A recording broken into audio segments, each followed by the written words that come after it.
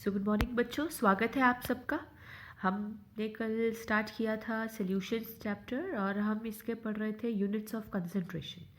ठीक है, कल हमने बात करी थी मास परसेंटेज की, W/W की बात करी थी, V/V की बात करी थी, W/V की बात करी थी और उसके बाद फिर हमने पढ़ा था पार्ट्स पर मिलियन टॉपिक। इसी टॉपिक को आगे बढ़ाते हुए हम चलते हैं नेक्स्ट यूनिट ऑफ कंसंट्रेशन दोबारा, जो आप क्लास 11 में पढ़कर आए हुए हैं, मोलारिटी। आपको याद हो तो मोलारिटी की डेफिनेशन लास्ट ईयर भी इम्पॉर्टेंट थी और इस बार भी इम्पॉर्टेंट है। 2018 में पेपर में, बोर्ड के पेपर में 1 नंबर का क्वेश्चन यही आया था, डिफाइन मोलारिटी। तो क्या डेफिनेशन थी इसकी? It is defined as the number of moles of solute upon volume of the solution, mind it, volume of the solution in liter। बहुत इंपॉर्टेंट है फैक्टर कि जो वॉल्यूम होना चाहिए सोल्यूशन का वो किस में होना चाहिए, लीटर्स में होना चाहिए। तो मोलारिटी को आप किससे लिखते हो? एम से, कैपिटल एम से लिखते हो। मतलब इसके जो यूनिट्स हैं उसमें आप कैपिटल एम भी लिख देते हो। और एक और बात, क्योंकि हम ऊपर ले रहे हैं नंबर ऑफ मोल्स, मोल्स ले रहे हैं किसके? सॉल्यूट के, और नीचे ले रहे हैं क्या? Volume of solution. पूरा ऊपर तो सिर्फ सल्यूट की बात हो रही है और नीचे सोल्यूशन की, ऊपर मोल्स की और नीचे वॉल्यूम की। तो इसके यूनिट मोल्स पर लीटर भी होते हैं। ठीक है, अब इसी फॉर्मूला को थोड़ा सा अगर हम सिंबॉलिक रिप्रेजेंटेशन इसकी देंगे तो नंबर ऑफ मोल्स को हम किससे लिखते हैं? एन से लिखते हैं। सल्यूट की बात कर रहे हैं तो सबस्क्रिप्ट में क्या ले लेंगे? बी ले लेंगे, volume of the solution in litres. इसको थोड़ा और खोलेंगे, नंबर ऑफ मोल्स हम कैसे निकालते हैं? वेट अपॉन मोलर मास, राइट। हमको क्या चाहिए होता है? वेट चाहिए होता है और क्या चाहिए होता है? Molar mass. तो W/B अपॉन MB ले लेते हैं। WB wait of the solute, MB molar mass of the solute into volume है। ठीक है, और मोस्टली क्योंकि हम केमिस्ट्री में लीटर्स में नहीं, बहुत कम लेवल पे काम करते हैं, तो ml में, मिलीलीटर्स में क्वांटिटी लेते हैं। तो वॉल्यूम अगर आपको मिलीलीटर में दी है तो मिलीलीटर को लीटर में कन्वर्ट करना होगा, 1000 से डिवाइड करोगे, वो 1000 कहाँ जाता है? ऊपर आ जाता है। तो ये आपका मोलारिटी का एकदम रेडीमेड फॉर्मूला है। आपको जब भी मोलारिटी फाइंड आउट करनी है इसके अंदर आप रख सकते हो। अभी हम एग्जाम्पल करेंगे इसके, फिलहाल हम बस बात कर रहे हैं कि कौन कौन से यूनिट्स आपने पढ़ने हैं। इसके बाद मोलारिटी के बाद दोबारा से आपका नेक्स्ट फेमिलियर यूनिट है, वो है molality. Slight difference of M and L, molarity था ये और ये है मोलालिटी। ठीक है, मोलालिटी की बात करते हैं। मोलालिटी क्या होता है? इट इज़ अगेन, ये भी सल्यूट के ऊपर डिपेंड करता है। ठीक है, इसको छोटे m से लिखते हैं, स्मॉल m से आप यूज़ करते हो। और मोलल भी इसको कहा जाता है, इसके यूनिट्स में मोलल भी लिखा जाता है। जैसे मोलारिटी में बड़ा m या फिर मोलर लिखा जाता है, मोलालिटी में छोटा m या फिर मोलल लिखा जाता है। तो it is defined as the number of moles of solute. Solute के मोल्स लेगा ये ऊपर और नीचे लेता है mass of the solvent, minded, नीचे आएगा मास ऑफ द सॉल्वेंट। सिर्फ सॉल्वेंट का मास, पूरे सोल्यूशन से इसको मतलब नहीं है। ऊपर सल्यूट है, नीचे सॉल्वेंट, ऊपर सल्यूट नीचे सॉल्वेंट, और ये होना चाहिए केजी में। किस में होना चाहिए?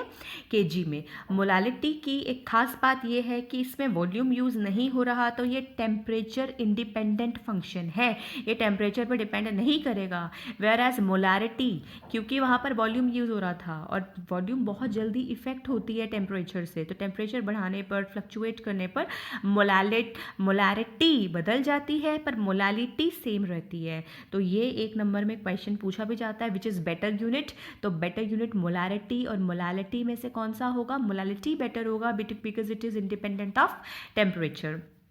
इसी फॉर्मूला को हम थोड़ा सा एक्सपैंड करेंगे। Number of moles of solute, solute क्या है आपका? N है, NB, B यूज़ कर रहे हैं subscript, upon mass of the solvent in KG. Solvent के मास की बात कर रहे हैं।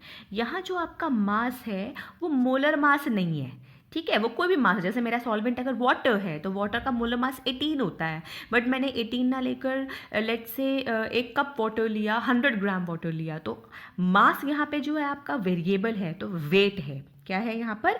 वेट है। वो मास जो वेरिएबल मास होता है उसको हम W से रिप्रेजेंट करते हैं।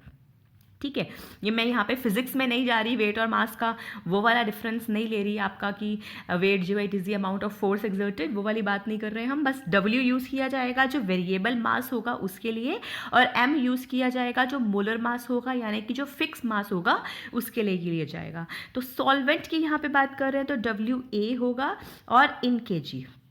अगेन एक्सपैंडिंग दिस, इसको अगर आप एक्सपैंड करोगे तो ये क्या बन जाएगा, n नंबर ऑफ मोल्स निकालने हैं सल्यूट के, तो वेट जो होगा सल्यूट का अपॉन मोलर मास सल्यूट का इनटू WA। दोबारा क्योंकि बहुत छोटे लेवल पे काम करना होता है तो ज़रूरी नहीं है केजीज में ही मास लिया जाए, ग्राम्स में भी लिया जाता है।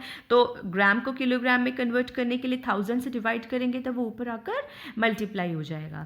क्या यूनिट होंगे इसके, ऊपर क्या आ रहा है नंबर ऑफ मोल्स आ रहा है, नीचे क्या आ रहा है मास आ रहा है, तो यूनिट होगा मोल्स पर केजी, यूनिट हो जाएंगे इसके moles per KG. Understood, moles per KG. Next जो आपका फैक्टर है यहाँ पर जिसको आप यूज़ करोगे यूनिट को, वो है मोल फ्रैक्शन। आपको याद हो तो ये भी आपने क्लास 11 में किया था। Next important one is mole fraction. ठीक है, मोल फ्रैक्शन क्या होता है, अब ये जो है वो सिर्फ सल्यूट के लिए नहीं होता। मोल फ्रैक्शन जो है ये होता है कि वन कंपोनेंट कितना प्रेजेंट है over total number of moles, मतलब एक कंपोनेंट के कितने मोल्स हैं over total number of moles. तो क्या डेफिनेशन होती है इसकी, it is defined as number of moles of one component on total number of moles of the solution. यानी मोल फ्रैक्शन आप सल्यूट के लिए भी निकालते हैं और सॉल्वेंट के लिए भी निकालते हैं। मोल फ्रैक्शन सोल्यूट और सॉल्वेंट दोनों के लिए निकलता है। जो हमने मोलारिटी निकाली या मोलालिटी निकाली, they are only concern about the solute. वो यूनिट किस पे डिपेंड करता है, सिर्फ कितना सोल्यूट आपने लिया है उस पे सोल्यूट लिया जाता है उसमें। Whereas mole fraction can be calculated for both solute as well as solvent. अब mole fraction is represented by the symbol this, x बनाते हैं जिसे काय कहा जाता है, काय पढ़ते हैं इसको, काय। ओके अब अगर आप सल्यूट के लिए निकाल रहे हैं तो आप काई के साथ बी लगा दोगे, सॉल्वेंट के लिए निकाल रहे हो तो काई के साथ ए लगा दोगे। ठीक है, सल्यूट के लिए बी और सॉल्वेंट के लिए ए। तो मैंने क्या बोला, मोल फ्रैक्शन, मोल्स का फ्रैक्शन, यानी एक कंपोनेंट सल्यूट के कितने मोल्स हैं ओवर टोटल मोल्स। तो सल्यूट के मोल्स कितने होंगे, एन बी। टोटल मोल्स अगर दो ही कंपोनेंट का सोल्यूशन है, क्योंकि हम यहाँ बाइनरी सोल्यूशंस पढ़ रहे हैं, सिर्फ एक सोल्यूट होगा और एक सॉल्वेंट होगा, तो नीचे आएगा Na प्लस NB, ऊपर रहेगा सिर्फ NB, नीचे रहेगा Na plus NB। Is that clear? Then you talk about solvent. ठीक है, तो सॉल्वेंट के अगर आपको मोल फ्रैक्शन निकालना है यानी कि काई ए निकालना है तो आप कैसे निकालोगे, सॉल्वेंट के मोल्स ऊपर upon total number of moles of the solution Na plus Nb। तो mole fraction is defined as number of moles of solute upon total number of moles of the solution.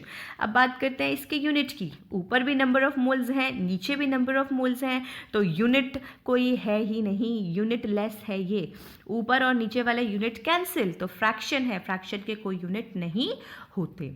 दूसरी बात, mole fraction जो है वो total fraction हमेशा 1 होता है। तो जो भी अगर सल्यूट का और सॉल्वेंट का जो भी मोल फ्रैक्शन निकल कर आया है, इन दोनों को ऐड करके आपको हमेशा कितना नंबर मिलना चाहिए, 1 मिलना चाहिए, 1 मिल जाना चाहिए। Is this clear? उसके अलावा मोल फ्रैक्शन के बाद नेक्स्ट जो हमको यहाँ पर करना होता है वो आपकी, it is not in your NCERT but then आपने कभी इसका नाम ज़रूर सुना होगा, normality. Normality. So calculation of normality is similar to that of the molarity। निकालते इसको वैसे ही है जैसे हम molarity निकालते हैं, बस इतना डिफरेंस है इसके अंदर कि इसमें नंबर ऑफ मोल्स ना लेकर नंबर ऑफ इक्विवेलेंट मोल्स लिए जाते हैं। जैसे मोलारिटी का फॉर्मूला क्या था, number of moles of solution upon number of moles of solute upon volume of the solution in liters, whereas normality होती है number of equivalent moles of the solute, number of equivalent moles of the solute upon volume of the solution in liters. अब ये equivalent moles क्या होते हैं? equivalent moles निकाले जाते हैं equivalent molar mass से. इसमें और उसमें सिर्फ इतना फ़र्क है मोलारिटी में और इसमें कि इसमें equivalent molar mass लिया जाता है. equivalent molar mass को हम कैसे निकालते हैं? ये वो मास होता है जो जैसे अगर किसी एसिड की बात कर रही हूँ मैं, जैसे सपोज हम बात कर रहे हैं H2SO4 की, तो H2SO4 में कितने हाइड्रोजन आयन्स ये रिलीज करेगा? 2 हाइड्रोजन आयन्स. तो इक्विवेलेंट मास H2SO4 का निकालना होगा, तो जो H2SO4 का नॉर्मल मास होता है ना, कैलकुलेट करो, जो भी नॉर्मल मास आएगा इसका जो मोलर मास होगा अपॉन आप ले लोगे 2 हाइड्रोजन आयन की वजह से, ये इसका इक्विवेलेंट मास हो जाएगा. अगर मुझे HCl का निकालना होता तो HCl का कितना हाइड्रोजन आयन है? एक ही है, तो जो HCl का मोलर मास होता है अपॉन 1 हो जाएगा. उसी तरह अगर बेसिस की बात करते तो बेसिस में जितने OH नेगेटिव आयन्स होते हैं उससे हम डिवाइड कर देते हैं, वो हो जाता है. एसिड्स और बेसिस का तो इस तरह से निकल जाता है इक्विवेलेंट मास आपको निकालना हो तो. ठीक है, अगर आपको किसी भी जो है आयन का इक्विवेलेंट मास निकालना होता है तो आयन का इक्विवेलेंट मास निकालने के लिए आप क्या करते हो? उसका जो नॉर्मल मास होता है ना, फॉर्मल मतलब मोलर मास जो होता है, उस मोलर मास से आप उसके चार्ज को डिवाइड कर देते हो तो उसके साथ निकल जाता है. ठीक है, अगर कोई रिएक्शन हो रहा है जिसमें कोई इलेक्ट्रॉन गेन कर रहा है या लूज़ कर रहा है, यानी ऑक्सीडेशन या फिर रिडक्शन हो रही है, ठीक है, उस केस में आप मोलर मास से नंबर ऑफ इलेक्ट्रॉन्स गेन या फिर लॉस्ट जो होगा उससे डिवाइड कर दोगे तो इक्विवेलेंट मास निकल जाएगा. Is this clear? I am just giving you the glimpse of the topic because it's not there in your NCERT. तो बट अगर कभी आप एंट्रेंस के लिए इफ़ यू आर प्रिपेयरिंग तो you may look into this topic in details. Fine. So normality is equivalent number of moles upon volume. Equivalent moles कैसे निकालते हैं? Given mass upon molar mass नहीं, इक्विवेलेंट मोलर मास जो होगा वो आप यहाँ पर लोगे, बस ये डिफरेंस है. तो यूनिट इसके क्या होंगे? नॉर्मल. क्या यूनिट होंगे इसके? नॉर्मल, या फिर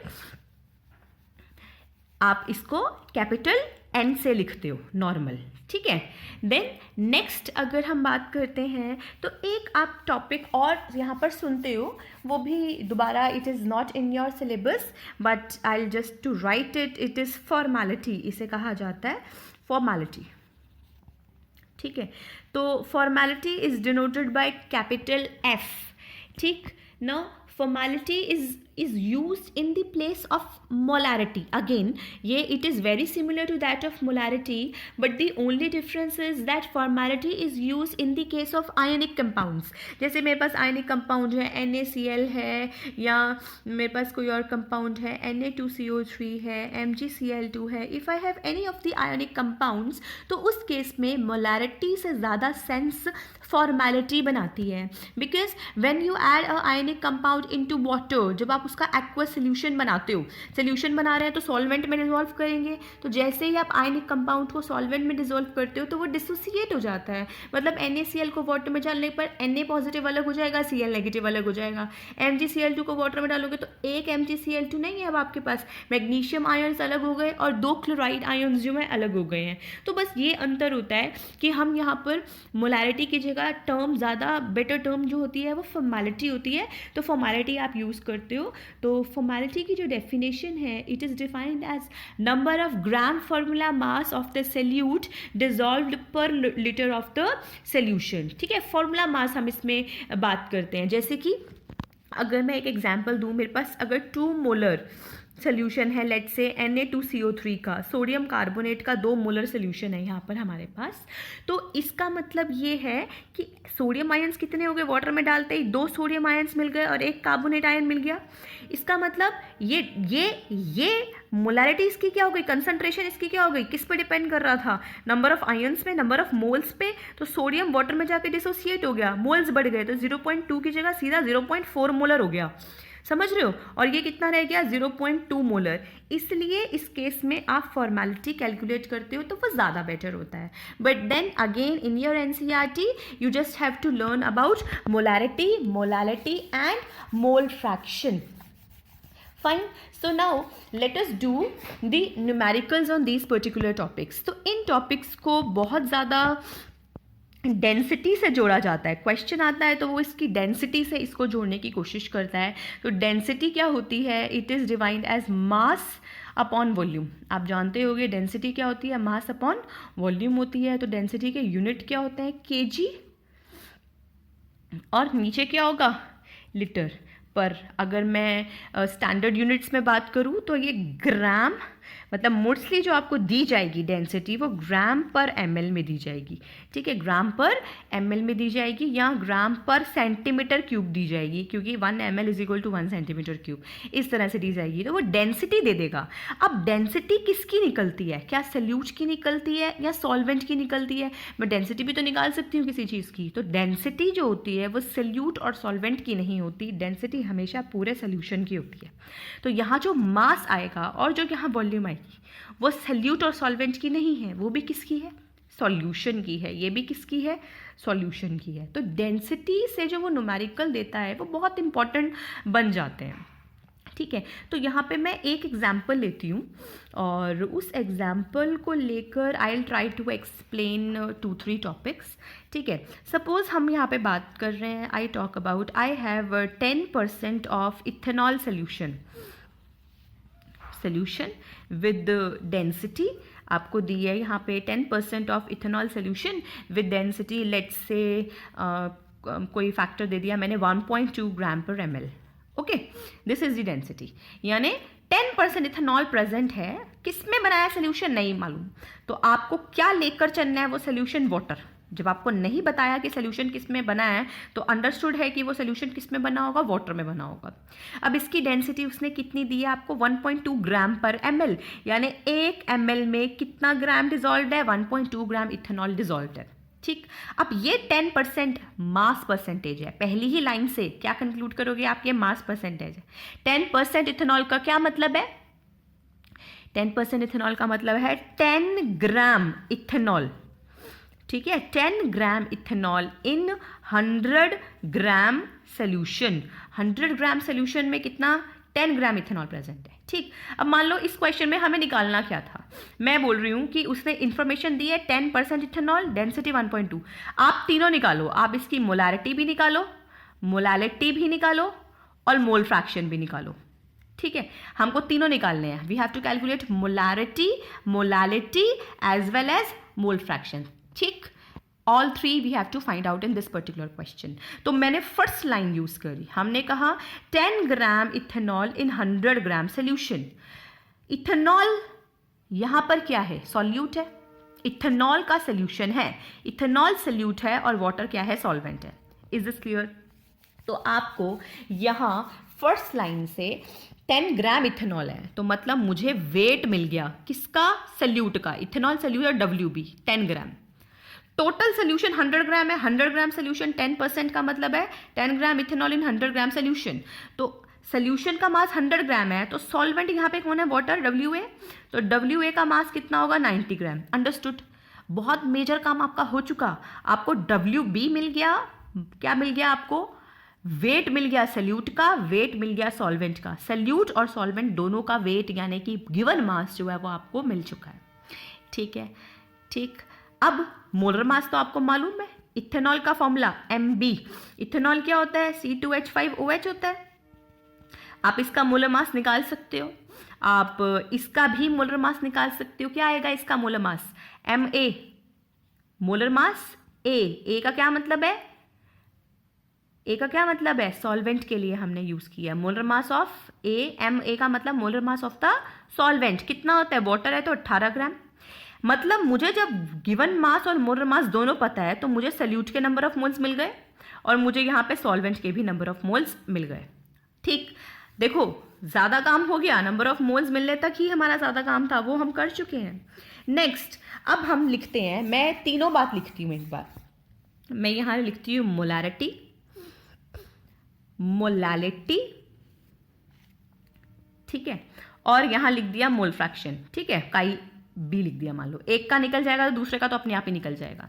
ठीक, मोलारिटी क्या थी? Number of moles of solute upon volume of the solution in litres. यही थी. ठीक है। नंबर ऑफ मोल सल्यूट के ये हम निकाल चुके हैं ना, कहाँ से, 10 को किससे डिवाइड करेंगे, इथेनॉल के मोलर मास से डिवाइड करेंगे। इथेनॉल का मोलर मास कितना होगा, C2H5OH से निकाल कर आ जाएगा आपके पास, ठीक है। तो हम यहाँ पे 10 अपॉन जो मोलर मास होगा, मतलब नंबर ऑफ मोल्स आ गए। अब बात होती है वॉल्यूम। हमें सोल्यूशन की वॉल्यूम यहाँ पर नहीं दी हुई थी, तो वॉल्यूम नहीं दी, पर उसने हमको क्या दिया है, डेंसिटी दी है। देखो नंबर ऑफ मोल्स आपके पास है, हमको बस क्या चाहिए, वॉल्यूम। तो वॉल्यूम के लिए ही तो उसने हमको क्या दिया था, डेंसिटी। अब डेंसिटी क्या होता है, मास अपॉन वॉल्यूम। डेंसिटी कैसे निकालते हैं, मास अपॉन वॉल्यूम। मैंने तुम्हें भी बताया, डेंसिटी पूरे सोल्यूशन की होती है, डेंसिटी सल्यूट की भी नहीं होती, सॉल्वेंट की भी नहीं होती, density is for the full solution. तो डेंसिटी कितनी दी थी, 1.2 ग्राम, राइट। मोलर, यहाँ पे मास किसका, सोल्यूशन का। सोल्यूशन का मास हमें मालूम है, उसने क्या बोला, 10 gram ethanol in 100 gram solution. 10% का मतलब 10 gram of ethanol is present in 100 gram of solution. तो मोलर मास यहाँ पर कितना है, 100 है। अंडरस्टूड। वॉल्यूम ही तो आपको निकालना है, ये V ऊपर जाएगा, 1.2 नीचे आएगा, ठीक है। तो आपको यहाँ से क्या मिल जाएगा, वॉल्यूम हो गया 100 अपॉन 1.2। अब इसको उठा के यहाँ रख दो, आपके पास नंबर ऑफ मोल्स भी है, आपके पास वॉल्यूम भी है, आपको मोलारिटी मिल जाएगी। इसको सॉल्व करो और बताना मुझे आंसर क्या आया। वीडियो खत्म होने के बाद इसको सॉल्व करके बताना, ठीक है। देन नेक्स्ट हम बात करते हैं मोलालिटी की। तो molality, number of moles of solute upon weight of the solvent in KG, mass of the solvent in KG, यही था। Number of moles of solute तो हमने ये निकाला है, ये आएगा number of moles of solute, ठीक है। Wait of the solvent in KG, क्या है सॉल्वेंट का वेट, दिया तो है 90 ग्राम। 10 ग्राम इथेनॉल 100 ग्राम सोल्यूशन में प्रेजेंट है, तो 10 ग्राम 100 ग्राम में प्रेजेंट है, तो 90 ग्राम क्या है, वाटर है। तो 90, नंबर ऑफ मोल्स ऊपर, 90 नीचे, बिल्कुल आ गई। मोलारिटी में तो कुछ करना ही नहीं था, ठीक है। अब बात करते हैं मोल फ्रैक्शन की। मोल फ्रैक्शन क्या है, number of moles of one component जिसके आप निकाल रहे हैं। मैं सल्यूट के निकाल रही हूँ, तो नीचे ऊपर आएगा सल्यूट के मोल्स और नीचे आएंगे टोटल मोल्स। मेरे ख्याल से ये भी ऑलरेडी बिल्कुल अंडरस्टूड है। सल्यूट के मोल्स आपके पास यहाँ पर ऑलरेडी हैं और सॉल्वेंट के मोल्स वाटर है, तो 90 ग्राम और 18 ग्राम उसका मोलर मास होता है। तो 90 को 18 से आप डिवाइड करोगे, इसको सॉल्व करोगे और बताओगे आंसर क्या आता है। जैसे आप सल्यूट का निकाल चुके हो, सल्यूट का निकाल के सॉल्वेंट का निकालना है, तो या तो सॉल्वेंट का अलग से Na करके, Na अपॉन NB करके पूरा सॉल्व करो, या फिर आप 1 में से माइनस कर लो, किसको, काई को, तो आपका निकल जाएगा। तो ये है डेंसिटी का मतलब। डेंसिटी आपको कहाँ परेशान करती है, डेंसिटी आपको मोलारिटी के क्वेश्चन में परेशान करती है, और कोई उससे आपको, you don't have to worry for that, you just have to calculate what, you have to calculate the volume using the concept of density, that is it, this is the only thing. Then एक चीज़ और जो आपको ध्यान में रखनी है, कई बार कुछ क्वेश्चंस ऐसे हो सकते हैं जहाँ पर आपको जो सल्यूशन है वो वाटर में बनाया गया है, पर वाटर के जो मोल्स हैं वो मेंशन नहीं किए होंगे। तो अगर कभी ऐसा कोई क्वेश्चन आए जिसमें वाटर के मोल्स वो मेंशन नहीं कर रहा और बिना वाटर के मोल्स को यूज़ करे आप नहीं निकाल पाओगे क्वेश्चन, तो उसमें आप ये बिल्कुल मान के चलिएगा कि वाटर को आप 1 kg मान लोगे। क्या मान लोगे, वाटर को 1 kg। तो अगर वाटर का मास 1 kg है तो नंबर ऑफ मोल्स कैसे निकलेंगे उसके, 1000 अपॉन 18, तो 55.5 मोल्स। मतलब अगर आपको वाटर के मोल्स नहीं दिए हुए किस क्वेश्चन में, तो वाटर के मोल्स आप कितने मानकर चलोगे, 55.5 मोल्स आप उसको मानकर चलोगे। You will have to consider this, understood. इस बात को याद रखना। If the number of moles of water has not been given, then you have to assume them as 55.5 moles. Right, now let us come to some of the questions which are there in your NCERT as solved examples. हम थोड़े से वो वाले questions discuss करते हैं। तो जैसे कि यहाँ पे क्वेश्चन दे रखा है आपको, सॉल्व्ड एग्जाम्पल है आपकी बुक में, दे रखा है calculate the molarity and mole fraction. आपको निकालनी है मोलारिटी एंड मोल फ्रैक्शन निकालना है, ठीक है। किसका, 2.5 ग्राम इथेनोइक एसिड दिया है आपको, ठीक है, इन 75 ग्राम बेंजीन, 75। तो हम इस क्वेश्चन में आप देख सकते हो कि 2.5 ग्राम इथेनोइक एसिड को हमने 75 ग्राम बेंजीन में डाला है। तो इथेनोइक एसिड आपका सल्यूट है और बेंजीन आपका क्या है, सॉल्वेंट है। इतनी बात अंडरस्टूड है, ठीक है। अब मोलारिटी मोल फ्रैक्शन, आपको जो भी निकालना हो आप सबसे पहले उसका फॉर्मूला लिख लें। तो मोलारिटी का फॉर्मूला m क्या है, नंबर ऑफ मोल्स ऑफ क्या, solute upon weight of the solvent in kg। मैंने फॉर्मूला लिख लिया, ठीक है। आप चाहें तो पूरा खोल कर जो ओपन वाला फॉर्मूला है वो लिखें, जैसे कि ओपन वाला फॉर्मूला इसका क्या होगा, WP अपॉन MB, ठीक है, इंटू 1000 अपॉन WA इन ग्राम, ठीक। अब मुझे यहाँ पर WB 2.5 ग्राम, WB क्या है, सल्यूट का मास 2.5 ग्राम दे रखा है। सल्यूट का मोलर मास, इथेनोइक एसिड का फॉर्मूला बुक में लिखा ही हुआ है, CH3COH होता है। तो मोलर मास आप यहाँ से निकाल लोगे, यहाँ पे पुट करो, ठीक है। 1000 wait of the solvent, solvent क्या है, बेंजीन है। कितना मास दिया हुआ है उसका, 75 ग्राम। तो इसमें तो कुछ भी बताने वाली ज़रूरत है ही नहीं, सिर्फ वैल्यूज़ को पुट करो और सॉल्व करो।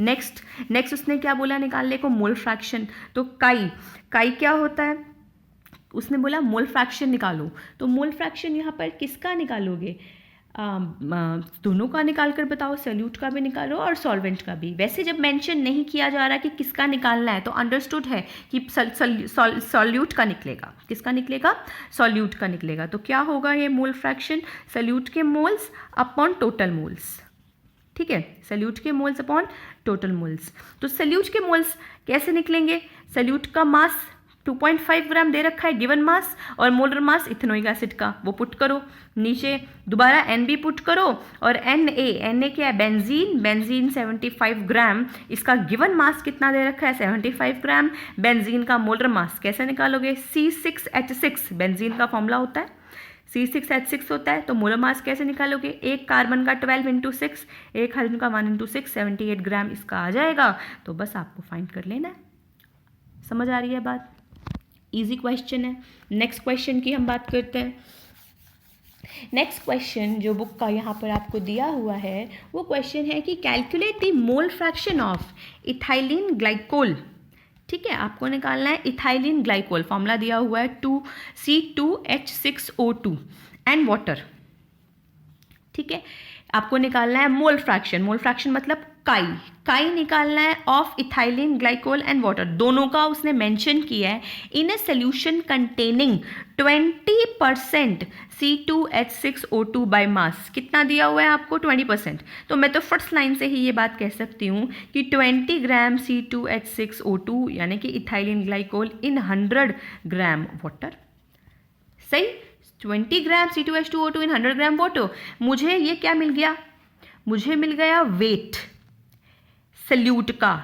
सल्यूट क्या है, इथाइलिन ग्लाइकोल। इथाइलिन ग्लाइकोल किस में प्रेजेंट है, वाटर में, ठीक है। तो वाटर आपका क्या है, सॉल्वेंट। सल्यूट है इथाइलिन ग्लाइकोल और वाटर क्या है आपका, सॉल्वेंट। तो सल्यूट का गिवन वेट हो गया, सल्यूट का मोलर मास उसके फॉर्मूले से निकलेगा, तो सल्यूट के नंबर ऑफ मोल्स निकल जाएंगे। Similarly in 100 gram of solution, 20% का मतलब है 20 ग्राम C2H6O2 in 100 gram of solution, ठीक है। और सॉल्वेंट यहाँ पर क्या है, वाटर है। तो सॉल्वेंट होगा कितना, 20 ग्राम अगर इथाइलिन ग्लाइकोल है और टोटल 100 ग्राम बन रहा है तो सॉल्वेंट 80 ग्राम है, और सॉल्वेंट वाटर है। तो वाटर के नंबर ऑफ मोल्स आप कैसे निकाल लोगे, वाटर का गिवन मास अपॉन वाटर का मोलर मास। अब दोनों का अगर आपके पास नंबर ऑफ मोल्स आ गए हैं तो मोल फ्रैक्शन तो दोनों का आप आराम से निकाल ही सकते हो। तो this was again a pretty easy question, सारे क्वेश्चन देखो ईजी हैं, ठीक। सपोज हम यहाँ पर बात करते हैं एक और क्वेश्चन की, जैसे कि हमको यहाँ पर दे रखा है एक क्वेश्चन, कह रहा है find the molarity and molality निकालनी है। Find the molarity and molality of 15% H2SO4 solution, ठीक है। एंड डेंसिटी आपको दी हुई है उसकी 1.02 ग्राम पर सेंटीमीटर क्यूब। आई थिंक हमने अभी इस तरह का एक क्वेश्चन डिस्कस किया है, ऐसा क्वेश्चन जिसमें मोलारिटी और मोलालिटी निकालना होता है और क्या दिया होता है आपको, डेंसिटी। तो क्या करोगे आप सोल्यूशन में, क्या करोगे, मोलारिटी निकालनी है मुझे कैपिटल M, तो क्या फॉर्मूला है, WB/MB × 1000 upon volume in litre ml, ठीक है। तो WB क्या होगा यहाँ पे, WB सल्यूट कौन होगा? H2SO4 का सोल्यूशन है, H2SO4 का सोल्यूशन है, तो H2SO4 सल्यूट है और किसमें बनाया गया है नहीं मालूम, तो वो किसमें बनाया गया होगा? वाटर। वो अंडरस्टूड है कि सोल्यूशन किसमें बनाया गया होगा? वाटर में। तो H2SO4 हो गया सल्यूट और वाटर हो गया आपका सॉल्वेंट। तो सल्यूट 15% उसने बोल दिया, तो 15% का मतलब क्या है? 15 ग्राम इन 100 ग्राम।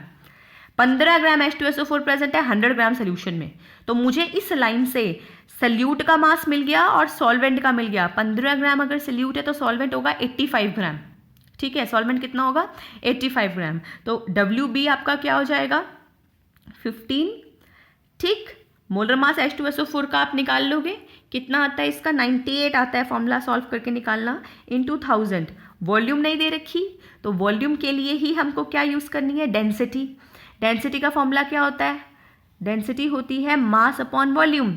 डेंसिटी किसकी होती है? सोल्यूशन की। तो सोल्यूशन का मास कितना है? 100। सोल्यूशन की वॉल्यूम ही तो नहीं पता, वही तो हमें यहाँ पुट करनी है। तो बस आप क्या करोगे? V ऊपर जाएगा, 100 से 1.02 डिवाइड करोगे, वो यहाँ पर वैल्यू पुट कर दोगे, मोलारिटी निकल जाएगी।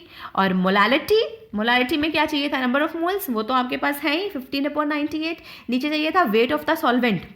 सॉल्वेंट कितना है? 15% सोल्यूशन है, तो 15% मतलब 15 ग्राम इन 100 ग्राम। तो सॉल्वेंट कितना है यहाँ पर? 85 ग्राम। तो बस सीधा कुछ करना ही नहीं है, सीधा सीधा आपका बिल्कुल डायरेक्ट आंसर आ जाएगा। ठीक है, इतनी बात।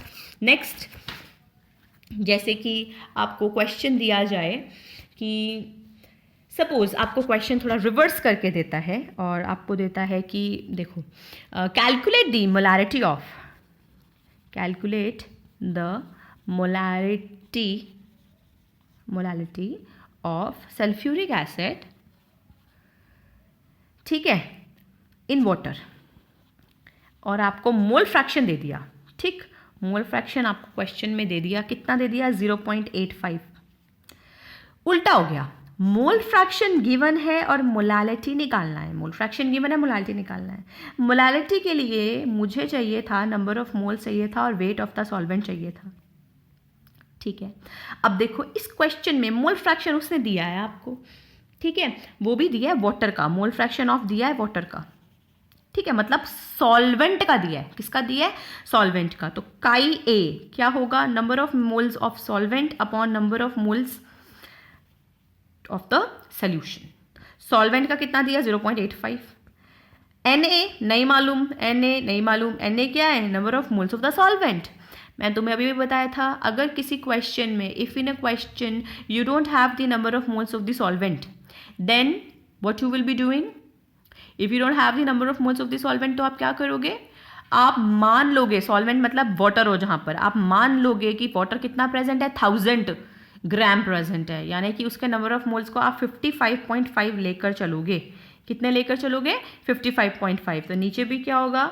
55.5 अप्रॉक्सीमेट। और NB हमको निकालना है, NB हमारे पास नहीं है। सल्यूट के बारे में उसने हमें कोई इन्फॉर्मेशन नहीं दी, कितना H2SO4 है। तो यहाँ से जब आप इसको सॉल्व करोगे तो आप क्या फाइंड आउट कर पाओगे? NB आपको मिल जाएगा, तो उसको आप यहाँ पुट कर दोगे। और WA क्या है?